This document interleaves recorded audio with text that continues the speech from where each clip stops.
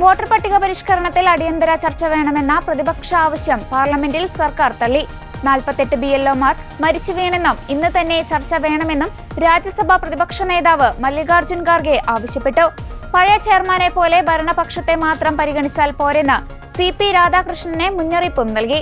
തുടർന്ന് സഭാ നേതാവ് JP നദ്ദയോട് മറുപടി നൽകാൻ CP രാധാകൃഷ്ണൻ നിർദ്ദേശിച്ചു. പ്രതിപക്ഷ നേതാക്കളുമായി ചർച്ച ചെയ്ത സമയം നിശ്ചയിക്കാമെന്ന് JP നദ്ദ പറഞ്ഞു.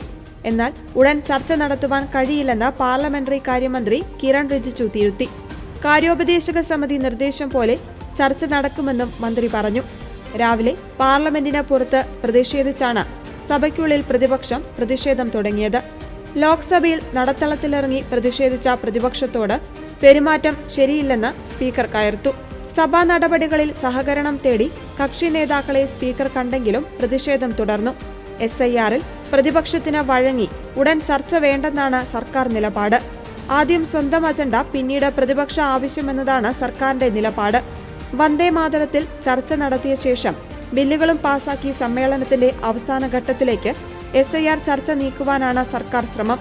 അതും SIRൽ പ്രശ്നമെന്ന് സമ്മതിക്കാതെ തെരഞ്ഞെടുപ്പ് പരിഷ്കരണ നടപടികൾ എന്ന ലേബലിലാകും ചർച്ച കൊണ്ടുവരിക.